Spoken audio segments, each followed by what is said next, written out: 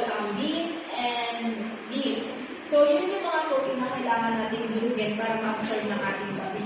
So, it says here that the digestion involves denaturation of the uncommon protein structures and enzymatic leverage.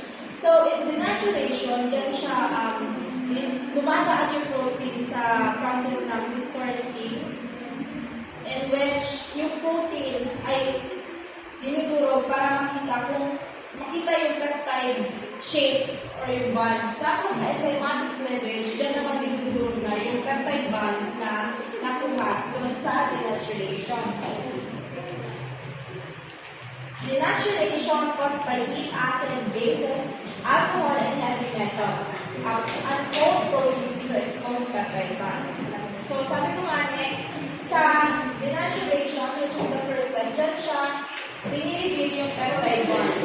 Sabi, milk can act as a first aid for heavy metal poisoning. So, ang example ng metal poisons are mercury and silver. So, they are considered or also known as a poison.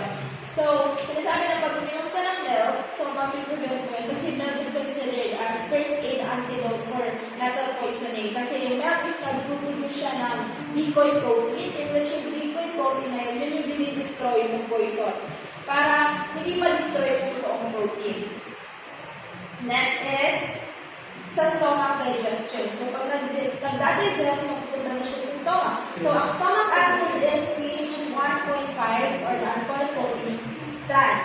So, mas mataas pa siya kasi sa natural or pure na vinegar acid. So, kung iisipin, ang acid ng stomach natin is napakalakas niya. So, pwede masira pati yung stomach natin. So, isipin, paano hindi nasisira pati yung mga protein na nasa lining base ng ating stomach? It is because we have what we so-call protection para sa stomach natin. So, pepsin works in an acidic condition which breaks proteins into smaller polypeptides.